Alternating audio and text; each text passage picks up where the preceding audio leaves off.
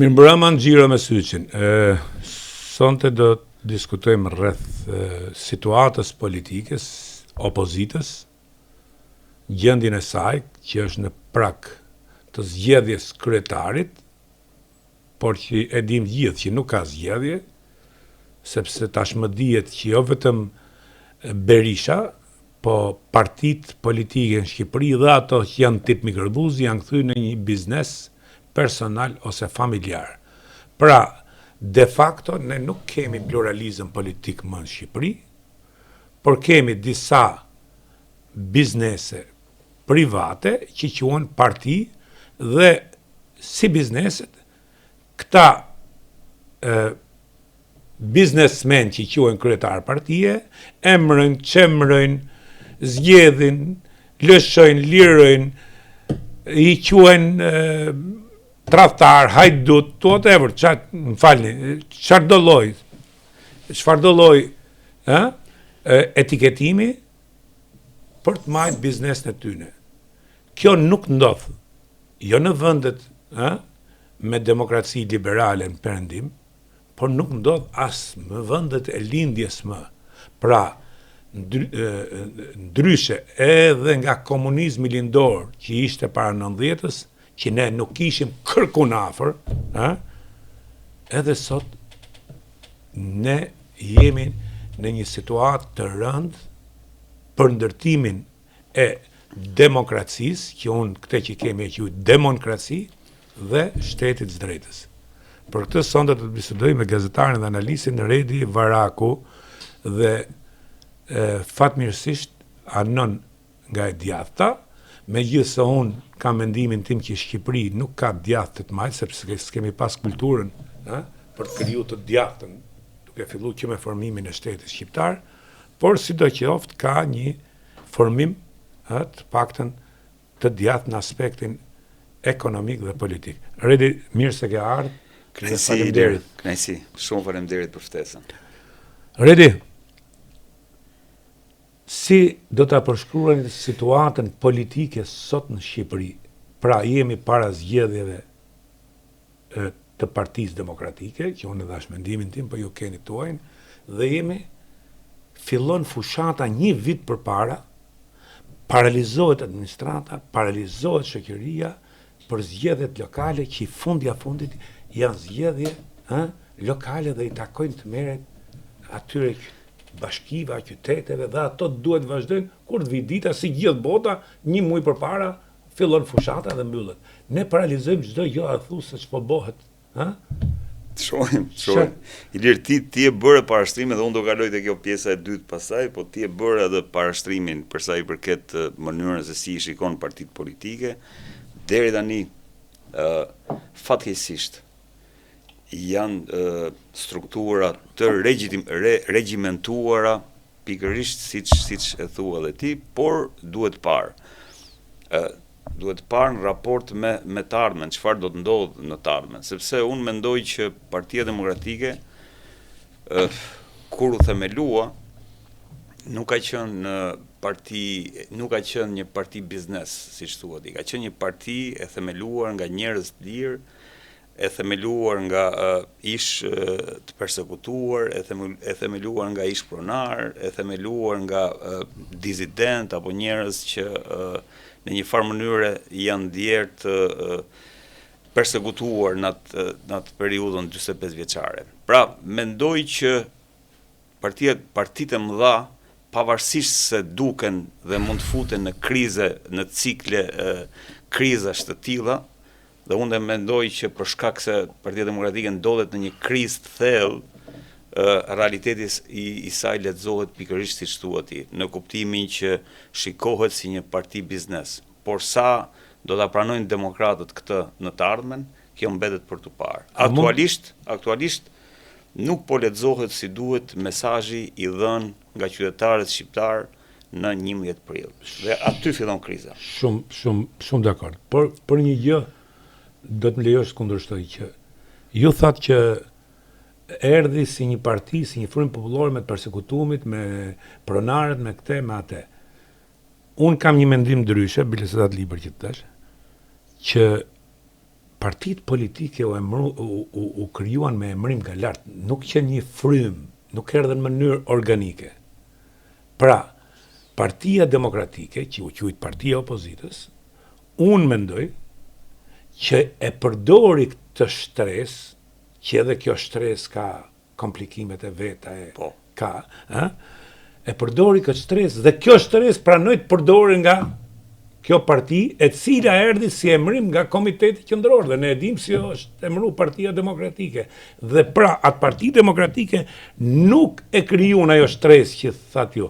Ajo shtresë e mbështeti momentin e parë se kisha ardhur aty kushdo që dilte do ta mbështetsin për të rrëzuar regjimin, që nuk u rrëzu de facto. Sepse Ramiz Ali ngeti fuqi, nuk e di unë ç'është, domethënë nuk e kuptoj këtë revolucioni është përmbysje, çim përmbysën ta. Dhe tjetra është që të gjithë elementet që krijuan atë parti, që ishin në kryesinë, në komitetin qendror ose këto e quanin Këshilli Kombëtar, ishin të gjithë të ardhur nga nomenklatura e regjimit, biles njerëz të rëndësishëm dhe bashkëpunëtorë të sigurimit të shtetit. Po kështu dhe gazeta e parë Partia Rilindje Demokratike. Pra, si mund të themi që u kriju nga kjo shtresë? Dhe gafa më e madhe pasaj që kishin të drejtën morale, ose dobësia më e madhe për mua e persekutuarve dhe pronarve, ishte që u përdorën pikërisht nga këta.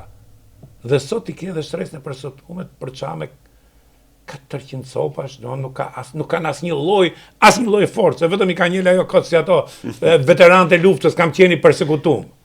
Ilir, tradhtia ndaj këtyre idealeve, jo. M'fal, unë jam person që duhet ballafaqohet me të vërtetën Allah. Pa diskutim, ti je edhe bashkohës, domethënë i atyre zhvillimeve, unë kam lindur pak më vonë, në kuptimin që kam qenë i vogël në 90-ën, domethënë kam qenë 14 vjeç, kështu që pavarësisht nuk e kujtoj si film, po nuk e kuptoj si projekcion. Por ajo që them unë në raport me këtë është pikërisht tradhtia ndaj këtyre idealeve dhe mos leximi si duhet i interesave të këtyre shtresave ka çuar në situatën që Partia Socialiste vazhdon të qeverisë ende. Pra, pavarësisht se unë jam dakord me atë që thua ti, duhet kuptojmë që pikërisht kjo dhe kjo në një farë mënyre e kundërshton disi atë. Sigurisht mund t'i shkojmë edhe asaj që këta u përdorën. Po nuk këtë pjesën që pranuan të përdoreshin me vullnet, këtë mund ta diskutojmë. Ajo pastaj është ajo që shohim tash është që Partia Demokratike pavarësisht se çfarë ka ndodhur, mbetet në opozit pikërisht sepse këto shtresa që e sollën në pushtet apo që pranuan të përdoreshin apo u keq përdorën, e kanë braktisur sot. Dhe Partia Demokratike, nëse do të vi pushtet, duhet të lexojë pikërisht interesat dhe të përfaqësojë interesat e këtyre korrenteve që më në fund kthehen pastaj në një lumë që përmbys edhe përmbysje të mëdha në kuptimin politik të fjalës.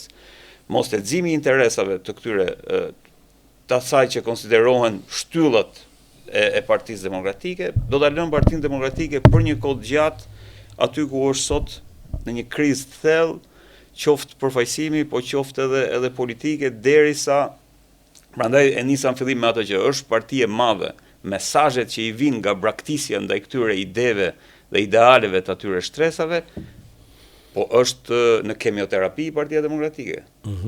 Sot është në reanimacion, është në kemioterapi pikërisht si presion i këtyre stresave që kjo parti të kthehet në atë udhim ku këta mendojnë se ajo duhet të jetë. Dakord, Redi, dhe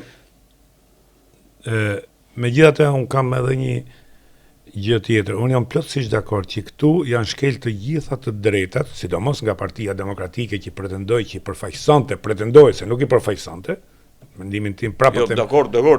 Nuk përfaqësonte, kur them nuk e përfaqësonte, realiteti ka treguar këtë desha të them. Braktisja që këta i bën tregojnë nuk e ka treguar, por problemi është që unë jam plotësisht dakord. Janë shkel me dy këmbët të drejtat e pronarëve, saqë në asnjë vend të botës nuk quhen ish pronar. Ne quhemi ish pronar. O je pronar ose je pronar. Nuk ka ish pronar dhe pronar. Dhe jesh marr prona pikërisht këtyre njerëzve nga këta grabitqar të politikës 35 vjeçare që ranë dakord për ligjin kriminal 7501 Dhe i kanë shkel me 2 këmbë dhe brezi që filloi me kërku pronat në atë kohë, po hikën. Hiku baba im. Brezi, hiku baba jot. Unë kam pranë me janë, nuk ken djek më me atë që e kanë djek, se që ka bo gjyshim, si thonë, që futët kënë i shprejë, thonë, kur të në dhe i pronë, thonë, e ke bo vetë, apo të kalon baba. Gjëse të kalon baba, e ullë gjysë për gjysë shmimin. Po, kështu që fillo biftofet. Persekutimi, që themin, pjesa më e madhe kanë vdek dhe janë edhe disa kokra që kanë njëllë. Nuk kanë më fuqi. Shif kur përfaqësot persekutuari, Besim Drejoni, po është skandal. Skandal në gjitha drejtimet. Pse? Se ne nuk kemi një marrëdhënie dhe një raport me të vërtetën për të ballafaqu. Pra nuk i thot njëri Besim Drejoni, kush je ti Besim Drejoni që të përfaqësosh persekutimit politik. Që rren, falsifikon, manipulon, i japin presidentët dekorata këtij njeriu. Dhe kemi kriju këtë inflacion dhe sistem antivlerash me këtë, pra ne po them, sepse raporti me të vërtetën e ndërton sistemin e vlerave. Kjo është ajo raporti me pronarët prodhoi dhe këtë situatë që prodhoi, sepse nëse do të mosdhënia, moskthimi i pronave ndaj pronarëve e goditi këtë stres, po e ktheu edhe një stres të pafuqishëm për të ndikuar në shoqëri. Sigurisht se ana financiare, nëse do të rimerrnin pronat e tyre, do ktheheshin edhe në një stres të fuqishme, por që nesër do ishin shumë influente në raport me ndryshimet politike. Tash ne e dim, me që erdhe këtu dhe ke plotësisht drejt, se politika do të kesh dhe fuqi financiare, do të kesh dhe mbështetje financiare, do të kesh krijosh dhe aleat që i krijon me mbështetjen financiare. Pra kush e kontrollon financën sot në Shqipëri? E kontrollojnë ish njerëzit e ish regjimit, sekretarët e rinis, sekretarët e partisë, kryetarët e degave, operativët e sigurimit, ato të repartit 326, domethënë, dhe ajo stres që vujti regjimin komunist, ajo është prap u tradhtu braktisë. I rrofshin që thonë jemi të persekutuar dhe kaq. U tradhtuan, Ilir, jam jo, kanë dhe gjunahet e veta. Kanë dhe gjunahet e veta. Nuk ditën të funksionojnë si një trup. Kjo është po përballë një pushteti të konsoliduar, një pushteti që kishte dorë gjithçka, një pushteti që trashëgohej nga Red janë 35 vjet. 35 vjet. Tregoj që ne jemi shoqëri që kompromentohemi lehtë. Po për 45 vjet ato hodhen acid në rrënjët e këtyre familjeve, Ilir. Hodhen acid edhe acidi mendoj që i ka dëmtuar rënd dhe i ka kthyer pa diskutim edhe mundësinë kishte Partia Demokratike që të ktheheshin në një opozitë. Po si e bonte, më kush ta bonte sekretari i partisë? Sekretari i partisë u bë kryetari i parë i opozitës djathtë. Edhe sekretari i partisë kështu konservativ. Unë ke teza ime jam gjithmonë te ajo, Ilir, që në mënyrë natyrale i takonte ish monarkisë që të vinte si do ishte opozita bio, familjet bio. Po jo, dakord me ty, po nuk ndodhi ajo për arsye se është temë gjatë, kjo nuk ndodhi pikërisht për këtë, sepse pluralizmi, dhe unë do ta them siç e them unë, për te etikës, unë i them pluralizmi. Pluralizmi shqiptar u kriju nga Komiteti Qendror. Sot kjo nuk mund qifet më. As strategjia që ndërtun, as mënyra se si e bon, as njëri. Nuk mund qifet më kjo fare. Këto, ne flasim për dekomunistizim, këto akoma sot nuk guxojnë të hapin dosjet e sigurimit shtetit. Nuk guxojnë të hapin dosjet e sigurimit shtetit. Pse? Çdo gjë fillon me transparencën. E vërtetë është. Tash të çfarë them re? Opozita po nuk thot të vërteta dhe partitë po nuk thanë të vërteta, dhe raporti me të vërtetën. Raporti me të vërtetën, krijon besueshmërinë dhe krijon sistemin e vlerave. Mbaroj, pra ne ka ardhur në parlament sot. Momenti që deformon. Ne ka ardhur në parlament sot, parlamenti Zekine, parlamenti Malsoria, parlamenti Balliu. Jo, çfarë ndjekësh, ajo është për turp. Ajo është për turp. Ajo unë kam përsërit dhe herë tjetër, ai parlament është bosi shkolla vagabondëve që ka qenë dikur në kohët komunizmit, nivel banal, rrugaç. Redi, megjithatë, opozita e një vendi është domosdoshmëri. Sot de facto nuk ke opozitë. Siç thatë ju, sot shikoje mitingjet e Partisë Demokratike në këtë gjendje që është pushteti sot dhe prap aty nuk shkon njëri. Pra, në këtë nuk shoh në grupim të ri pavarësisht se del në kokër, delirantësh. Pa fuqi është ajo. Pa fuqi. Domthon, si shoqëri ne nuk jemi në gjendje të prodhojmë. Shoqëria civile, aty jam dakord me Edi Ramën që thot ku e ka varrin të çojë një lule. Nuk reagon. Ke drejt. Jo, zgjidhja është e Partia Demokratike Ilir, sepse ajo është duhet ta pranojmë dy polaritetin dhe është një sistem i ndërtuar për të ushqyer dy polaritetin. Këtë nuk mund ta ndryshojmë dot sepse kjo është kështu siç është. Problemi është që zgjidhja ndodhet tek PD-ja. PD-ja vazhdon t'i besojë dhe kjo pafuqia për ta sfiduar establishmentin e Partisë Demokratike lidhet pikërisht me faktin që demokratët vazhdojnë t'i besojnë narrativës së zotit Berisha, që Partia Demokratike është në këto kushte për shkak të një komploti ndërkombëtar që Edi Rama ka bërë nëpërmjet Sorosit e tjerë. Për dhe edhe ky mentalitet komunist e Enver Hoxha dhe të rrethimi imperialist revizionist dhe refuzojnë të shikojnë të vërtetën elektorale. E vërteta elektorale doli qartë në 11 maj. Shqiptarët refuzuan brutalisht dhe në mënyrë të pamëshirshme pikërisht një person që e ka emrin Sali Berisha. Tani më i takon Partisë Demokratike të vendosë, unë nuk e gjykoj në kuptimin politik gjës, i gjykoj demokratët të cilët duhet që të nxjerrin, le të themi, të binden për një të vërtetë madhe. Sa kohë ata do të vazhdojnë t'i besojnë një narrative që vjen, thash, nga zoti Berisha, nuk kemi që bëjmë, tash politika është edhe fuqi, dhe monopolin e fuqisë në atë parti sot e menaxhon dhe kontrollon zoti Berisha.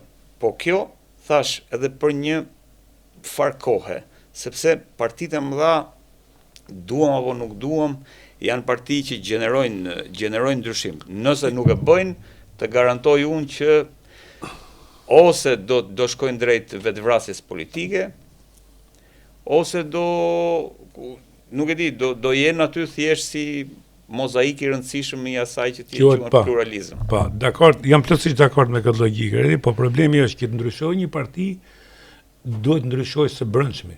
Po, nga brenda them. Dhe së brendshmi kjo parti nuk ka personalitete, kualitete që ndryshojë. Ti shikoje, pavarësisht këto mund të interpretojnë si dush, por ato shfaqjet shumë tuta, që ndodhin në parlament, që ndodhin kur protestojnë këtu, që kush ka më shumë nga gazi, që kush i dali Berisha si më i vrarë. Janë karnavalet e Korçës. Charlatanizëm tash. Dhe të bëjnë sinqerisht krijon dhe neveri.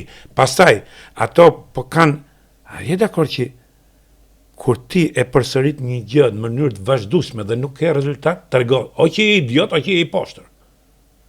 Sepse nuk ka mundësi ti ketë njëjtën retorik që del aty, njëjtën gjë, që denoncosh sot thushoj korrupsioni, kush nuk e di që ka korrupsion? Kush nuk e di? Me çfarë idesh vjen ti? Me çfarë alternative vjen ti? Me çfarë kualitetesh vjen ti?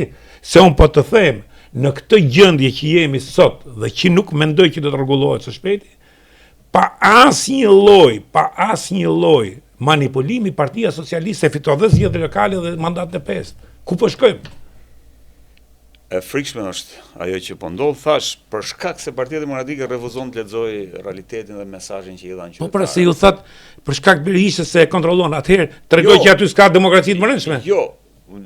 Unë them që në partitë e mëdha është shumë e vështirë, sepse janë shumë korrente, të cilat ti mund t'i gënjesh për 4 vjet, mund t'i gënjesh dhe për 4 vjet tjera, po dhe për 5, po vjen një moment që do ta marrësh edhe faturën e këtyre. Partitë e mëdha që të kthejnë kursin i duhet pak kohë.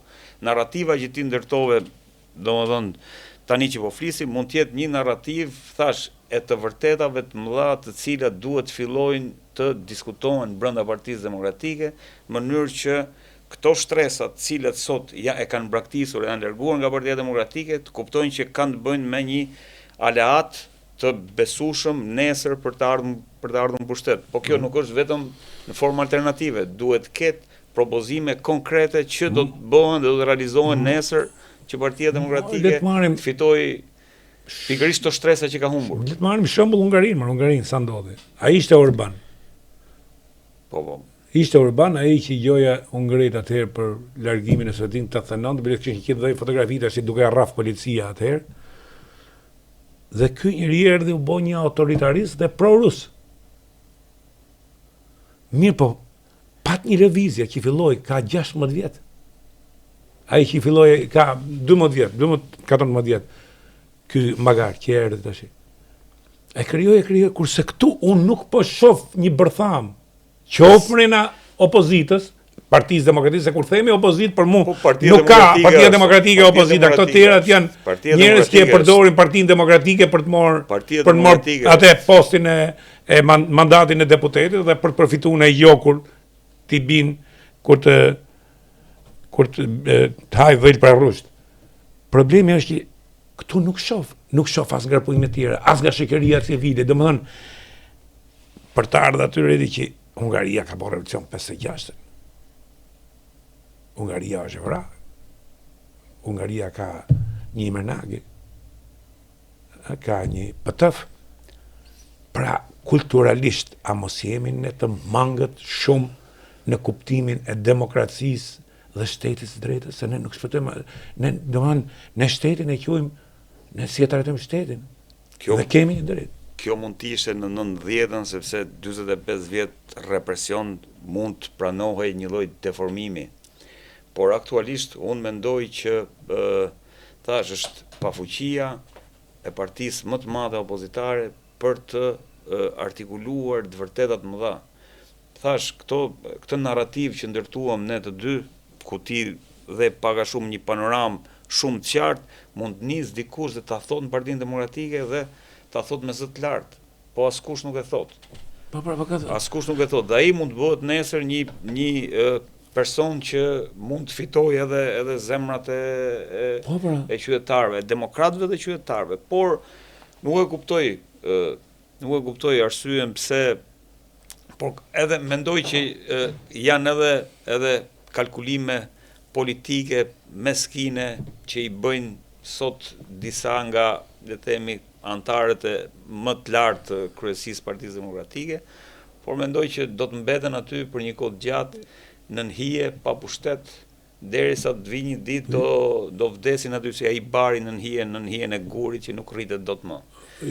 Pa thënë këto të vërteta, pa u çliruar nga këto mashtrime, Partia Demokratike mendoj që do ta ketë shumë vështirë. Është koha për një revolucion të madh brenda Partisë Demokratike, për një analizë që duhet fillojë jo në 2013, por duhet fillojë që nga momenti kur që në 90-ën kur ndodhe ajo përmbysja e madhe që quhet, pra duhet fillojë një analizë, duhet thuhen të vërtetat më dha, sepse nisur nga këto të vërteta do ndërtohet më pas një projekt i madh politik që mund të shndrohet pastaj në një vizion për të ardhmen e Shqipërisë. Por sa kohë ti refuzon ta shohësh të vërtetën sy i lirë, do jesh në këto kushte ku je.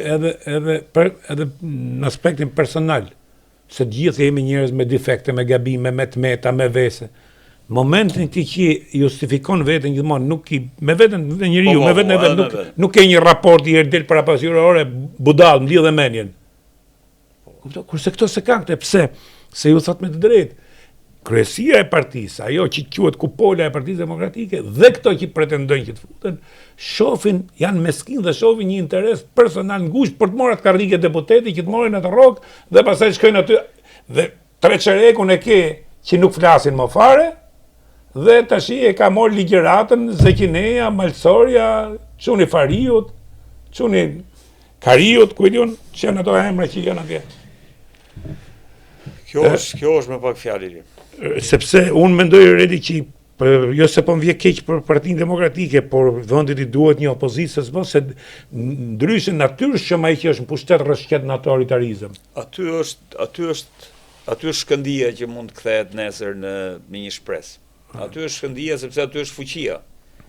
Duam apo nuk duam, sot është ndërtuar sistemi në atë mënyrë. Megjithatë, se folëm shumë për opozitën, sepse shumë njerëz bëjnë pyetjen që përse merreni me opozitën. Po sepse një opozitë e fortë do të kontrollonte dhe pushtetin e fortë. U merren me opozitën sepse janë dy katastrofa elektorale, Ilir. Është 2023 ku ti mezi more, aq bashkisë sa more, është 2025 që është, domethënë, katastrofa e katastrofave për Partinë Demokratike dhe me drejtë, siç e the edhe ti, Partia Demokratike të vazhdon të mos i lexojë këto, vazhdon të janë veshit gjithçka Edi Ramës, ndërkohë që e vërteta elektorale është tjetër gjë. Nuk mundet kur që një parti politike të jetë 200 e ca mijë vota përpara, domethënë të shkojë 83-86 deputet si mazhorancë. Domethënë 16 vota. Ja pas ka manipulu 3, ja 4, ja 5, po t'ja 5. Por unë jam terren edhe e njoh se si funksionon. Jo më ta thashën, le të vinë gjithë ndërkombëtarët e botës me votim të drejtë, sot Partia Socialiste do fitojë shumicën e bashkive, po them prapë, po them shumicë absolute, Plus tani i dhanë të drejtën e votimit e migrantëve që se si bëhet ajo, ata që janë atje e dinë shumë mirë se si vinë fletë e votimit, si mlidhen, kështu që ajo është edhe një thik tjetër që është për mënyrën se si bëhet. Dhe këto vete pranojnë Allah. Këto vete tjetër mbi proces. Jo, po ka një alogjik këtu, se Partia Demokratike veti firmos këto marrëveshje, qoftë kodin zgjedhor, dhe pastaj thot mi vodhen. Po ti veti e fut lojë me këto rregulla zotni. Që të rregullat duket. Domthon këta të luajnë mendsh me logjikën e tyne. Edhe bëjnë bla bla bla, sa që ju me të drejtë thonë, shiku kanë përfunduar, si vjet turp që dalin aty. Sinqerisht si nuk i vjet turp. Morën sa adoleshentë që hudhin fishek zjarre, hudhin Molotov edhe ka aty edhe kam parë unë edhe demokratë sinqert që ende i besojnë Ilir asaj narrativës. Por do vi një moment, dhe këtë po them, prandaj tash është në kemioterapi, është në reanimacion. Do vi një moment që njerëzit do të vazhdojnë, sepse thash braktisja e tyre, braktisja që këta i kanë bërë idealeve, do të çojnë në një braktisje edhe më të madhe. Do vi ai moment, po se kur do vi, do më thonë varet nga se si furra e ideve të Partisë Demokratike do të prodhoj një lidhje që do i artikuloj, se nuk besoj që një parti e madhe të mbetet pengi një njeriu, se unë njoh shumë demokratë që ende votojnë Partinë Demokratike, që nuk janë aty për asnjë emër personal të askujt. Janë aty për bindjet e veta, për arsyet e veta. Nuk e ndjekin politikën rregullisht siç mund ta bëjmë ne. Kanë ato konkluzionet e veta, po në momentin që do binden që janë të tradhtuar, të garantoj unë që aty do vinë, se do vi duke u rrudhur gjëja, dhe në atë moment do ketë ndryshime të mëdha brenda Partisë Demokratike. Okej, tash të flasim pak për qeverinë dhe për pozitën. Tash korrupsioni më është i dukshëm. Nuk e si jam qef. Sa është e vërteta me perceptimin, kjo është gjë tjetër. Megjithatë, Partia Socialiste, në mendimin tim, gjithmonë ka qenë më organizuar dhe ka një elektoral më blok, me fjalë që nuk lëvizin ato, lëvizin pak ne, kurse Partia Demokratike pozita ka amplituda të tmerrshme. Po janë njerëz të lirë aty, nuk janë njerëz të regjimentuar. Dhe Rama tashmë pasi bëri atë turin e vet gjatë 2 mandateve për Europën, e më shumë shpenzonte kohën e Europës në Shqipëri, tashmë mendoni se i është kthyer terrenit ku ka filluar takimet me këto lokale ku po shkon qytet dhe po fillon një organizim të ri, se Rama, që të themi drejtën, është shumë i aftë në PR edhe për të krijuar një profil krejt tjetër, se nuk është kollajt mash 4 mandate. Dhe po shkon në këtë situatë për mandatën e 5. Dhe nëse do të marrë zgjedhjet lokale me shumicë, a mendoni se është një hap tjetër i madh për të marrë mandatën e 5? Kjo duhet parë te reforma territoriale për të cilën do bien dakord palët. Dhe aty lexohet se si. Fjala vjen dhe ja ku jemi ke Partia Demokratike, domthonë ora shprehu si parti se cila është alternativa jote për se si duhet jetë reforma territoriale. Akoma se dim se si e mendon Partia Demokratike Kështu ndodhi dhe zgjedhjet e kaluara deri në minutën e fundit. Reforma territoriale. Ora si e mendon ti, cilat bashki duhet të vazhdojnë mbeten kështu siç janë, cilat duhet bashkohen, cili është sistemi më i mirë, po thuaj më se me që jemi tek ajo. Por Rama unë mendoj që do të afusi debatin sot në paradhomën e zgjedhjeve lokale për t'ju shmangur pikërisht asaj që po i ndodh me Ballukun. Pra do ta shmang në kuptimin e luftës narrativave.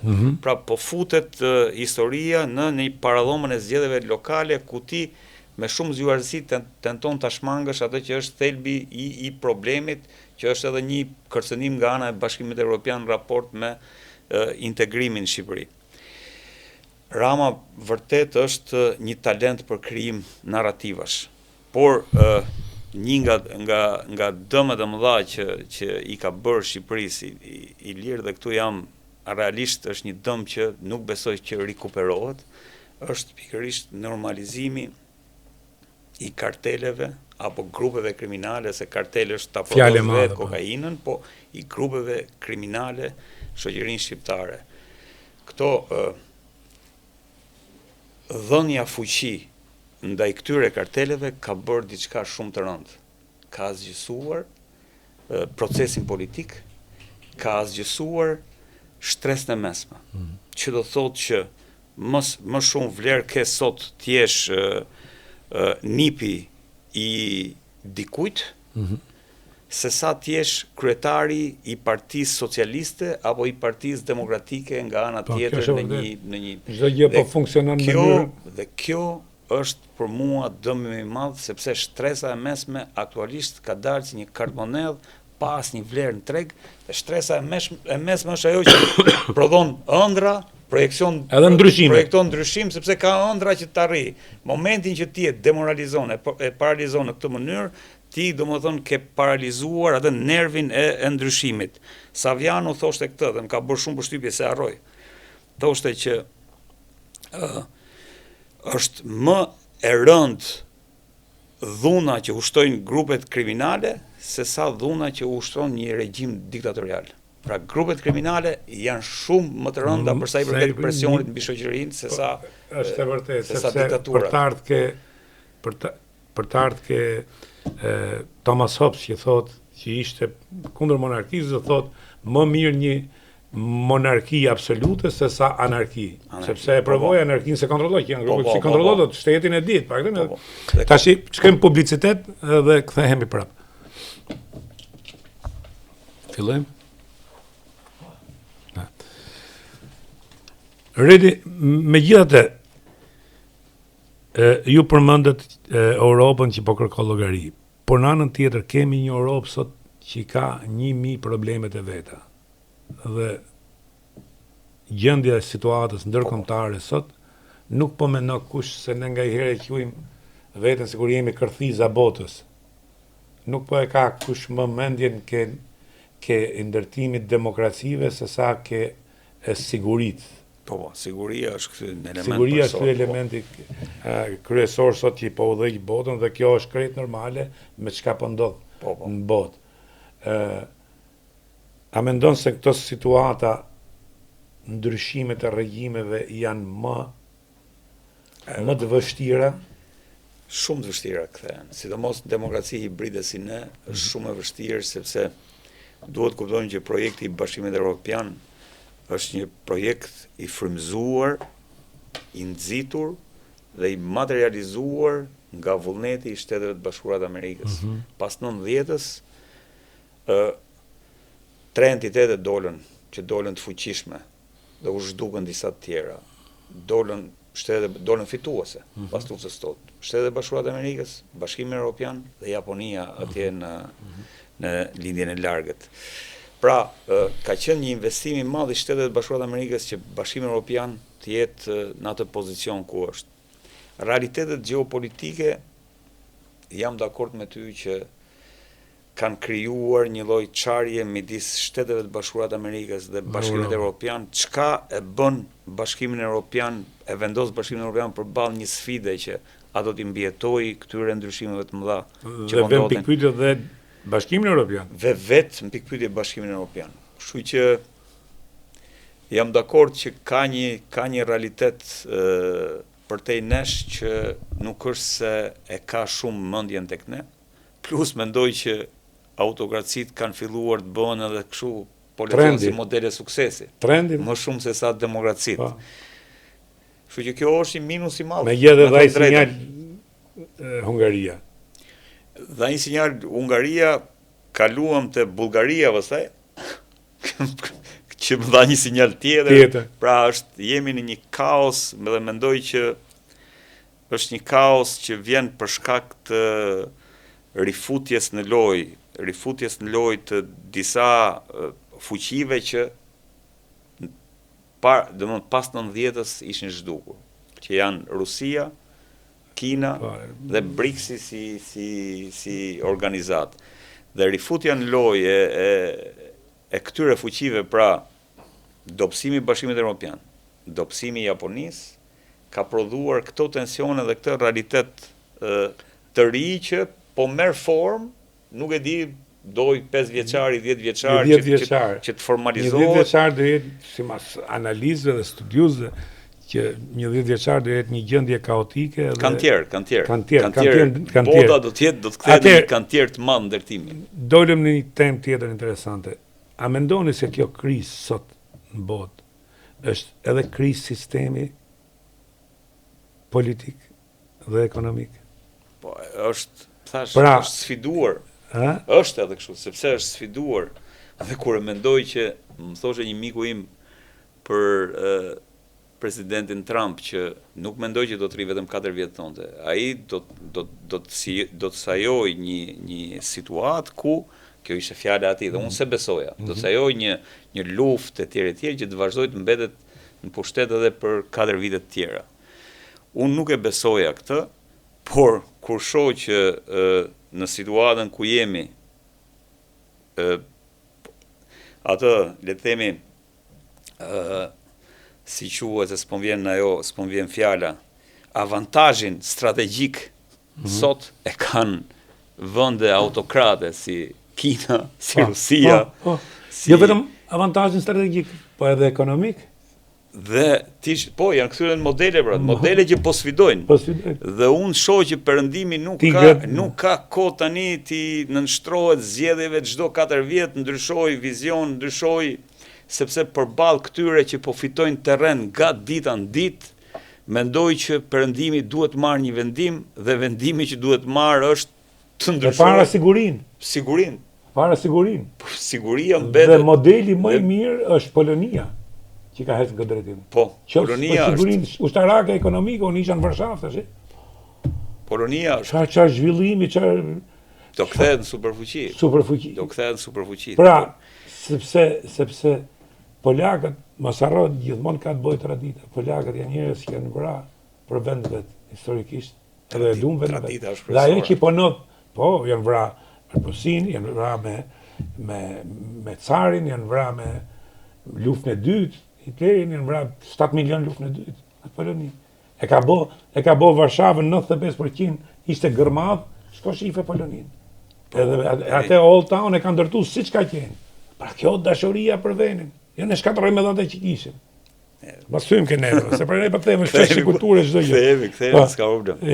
Po Redi mendon se në këtë situatë janë paralizuar gjithë sepse siç duket do të kemi një ndarje të re gjeopolitike, siç e thot me të drejtë, pas 90-s ngeli një fuqi unipolare, vetëm Shtetet e Bashkuara të Amerikës ishin unipolariteti që po sfidohet me multipolaritet.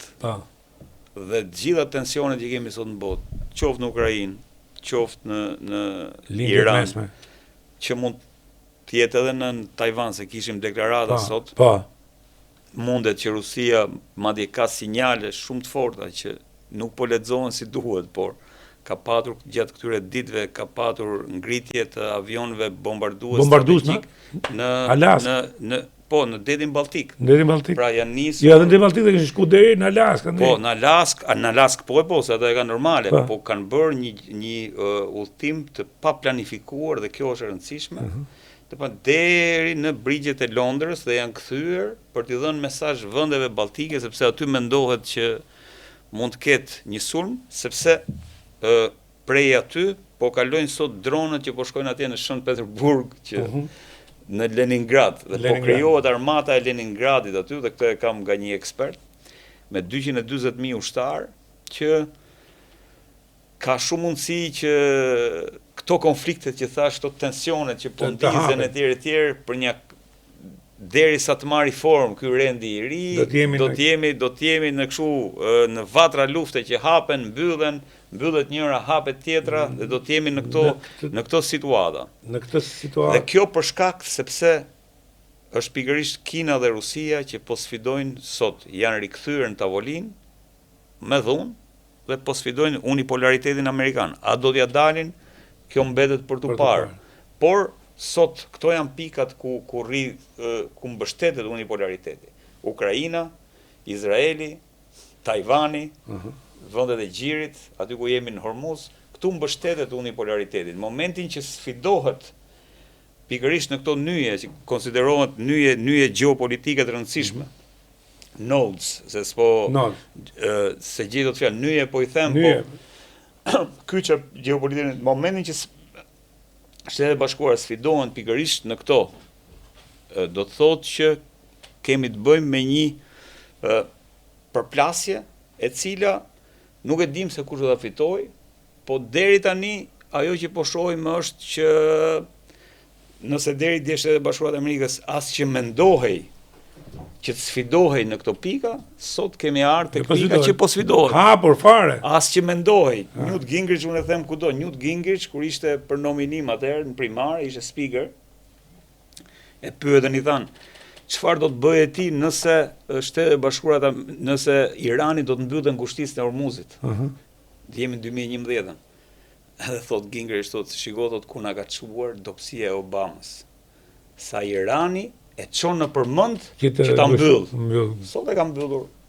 Dhe mendo tani se në çpik ka arritur situata nga një Amerikë që as mendohet, sfidohet, jemi përballë një fakti që po merren hapa konkret. Dhe kjo është për shkak. Mbrëmje kishin ardhur prapa njëve këto në iranianët. Garda revolucionare.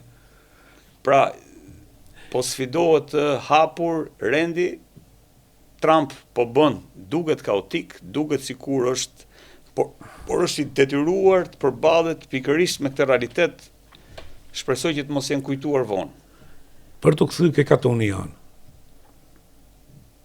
në gjithë këtë pamje që dhat ju dhe ishit shumë i saktë, ka ndodhur në histori që kur kanë bërë ndryshime gjeopolitike, kur janë bërë ndarje të reja gjeopolitike, shumë shtete kanë ikë ato, siç thotë se përsëri spet Padre Anton Arapi, në këtë kohë që të muhet po kapen shkelmën, ne duhet të ruajmë vetin mos hamë në shkelmë me hub krejt si kom. Tash dhe ka ndodhur kjo, ju e dini shumë mirë, që anglezët zbarkuan himarën në 45-ën, erdhën u ndan aty, i thanë hikni këne, këta. Janë momente që i vendos lufta pastaj. I vendos lufta. Sa të përgatitur jemi ne për një situatë re. Qoftë ne si Shqipëri, qoftë Kosova, qoftë ne si kombë. Tash me që bisedoj me ekspert, po jemi totalisht varur vetëm nga Shtetet Bashkuara të Amerikës, Ilir, nuk shoh totalisht pa përgatitur. Kemi tentuar të bëjmë një aleancë Shqipëri, Kosovë, Kroaci, që është gjë shumë e mirë, por fillimisht ne duhet të bëjmë një aleancë Shqipëri, Kosovë, ku në një farë mënyrë të ndërtojmë edhe një projekt madh se si duhet mbrohemi në rastin kur kemi një projekt kombëtar, si projekt kombëtar që thash prej rilindjes nuk e kam parë më që shqiptarët kenë një projekt se ku janë dhe ku duhet shkojnë. Sidomos në këtë periudhë ne duhet jemi gati, por nuk e di se kujt aksi, se kush aks. Si gjithmonë akset na hyjnë mes. Do na hyjnë akset, do na ke vënë re në Shqipëri që domethënë ne jemi nga pak palestinez, nga pak ukrainas, nga pak iranian, nga pak sepse Ballkani dhe Shqipëria ka qenë fushbetej e përplasjes perandorive gjithmonë. Një temë tjetër që do të diskutojmë herë tjetër është që më shqetëson mua ndikimi islamik qoftë Shqipëri, qoftë Kosovë. Unë e shoh si shqetësues. Është për shkak se jemi në një realitet, Nuk them ndikim, e kuptoj. Si si besim fetar. Në kuptimin politik. Në kuptimin politik dhe geostrategjik. Në kuptimin fanatik. Kuptoj. Në kuptimin politik dhe fanatik. Ajo që shoh unë është që Shqipëria sot është totalisht, ne besojmë se jemi në NATO, po NATO është në ato kushte që është, në raport me Trumpin, është shumë e dobët. Prandaj kam frikë atë momentin ku Rusia mund të provokojë të vendet balltike për të provokuar pikërisht NATO-n, Shtetet e Bashkuara të Amerikës do thonë nuk na erdhët ndihmë se ju kërkuam në Iran, do ta lënë Europën përballë kësaj. Momenti më i volitshëm për Rusin për ta bërë këtë është pikërisht në këtë moment, sepse pas 4 vjetëve Europa ka miratuar një plan për 800 miliard dollarësh për të riarmatosur, por Rusia mund të shfrytëzojë rastin dhe ta gjejë pa përgatitur Europën. Edhe 800 miliard dollarësh do të marrë kohë të gjatë. Do kohën logjistike të përgatitjes për, dhe Rusia ka shumë mundësi. Dhe në këtë moment, kur ndodh kjo, se ku do jemi ne pastaj? 1 minutë. Mendimi juaj për reformën drejtësie dhe specifikisht për SPAK-un. SPAK, unë e kam lexuar si një instrument të Shteteve të Bashkuara të Amerikës për zhbllokuar sistemin politik në Shqipëri. Vazhdoj të besoj që mbetet një instrument shumë i rëndësishëm në duart thash e atyre që në një farë mënyrë iniciuan dhe projektin e Shqipërisë, sepse duhet ta pranojmë që edhe Shqipëria si projekt, pavarësisht se ne kemi qejf ta themi që ishin sigurisht shqiptarët bën përballje tyre, por projekt për të ndërtuar një shtet shqiptar e kemi nga Washingtoni. Dhe garanci për ata që kishin këtë ide ishte vetëm Washingtoni. Wilsonin, gjithë e dim, 14 pikat e Wilsonit, gjithë i kemi të qarta. 2 shtete shqiptare ata ne i kanë shpëtuar. Kështu që po, mbetemi ose kambin shqiptar ata e kanë shpëtuar faktikisht. Kështu që mbetemi gjithmonë në idenë që janë ata që vazhdojnë ta mbajnë gjallë idenë e këtij projekti dhe do ta përdorin si instrument për të zhbllokuar. Ka frenuar aktualisht, mendoj që edhe këtë e kam nga një miku im, po nuk ja them dot emrin se ka vetëm një logjik krijimi i SPAK-ut, të natyrshme. Ajo që do ta legjitimonte SPAK-un nesër është goditja e kryeministrit. Siç ndodhi në Kosovë. Sepse deri në pikën që ndërtohet një reformë drejtësi e cila godet ata që janë poshtë kryeministrit, këtë mund ta bëjë çdo kryeministër dhe çdo kryeministër është dakord që të ketë një agjenci të tillë. Ama legjitimimi i tij bëhet vetëm nëse shkon te kryeministri. Nëse shkojmë tek pika që pse nuk po e bën deri tani, kjo duhet pyetur ata. Shkosh ke kryeministri, pse nuk shkon një herë ke kryeministrat që ke pas përpara? Pa diskutim, por legjitimimi thash siç ndodhi në Kosovë. Thash në kuptimin filozofik të fjalës. Ju thoni që ndryshimi politik do vi nëpërmjet shpatës Demokleut. Unë them që e kam parë SPAK-un në këtë mënyrë, që të marrë legjitimim, bëhet kështu, që mbetet këtu ku është. Mendimi im, edhe Amerika, edhe shtetet, dhe po e mbyllim, edhe shtetet e demokracive liberale, sistemin e drejtësisë e kanë pas një proces shumë të gjatë. Ne e kemi bë me aksione dhe mundohemi të bëjmë prapë me aksione. Me aksione është që historia na gazon që janë monstra që krijohen në momente emergjence. Kam Ilir, rrof shumë, të falenderoj shumë për ftesën. Kënaqësi. Jo, jam dakord shumë që jemi në kuadrin e një fushate. Por edhe në 90-ta fushat ishte, shpresoj shumë që dënimet mos të bëhen me kafe siç u Jam bë. dakord. Kënaqësi shumë. Shumë faleminderit, që kënaqësia do vish prapë besoj. Me kënaqësi. Faleminderit dhe për sonte. Mirupafshim emisionin tjetër.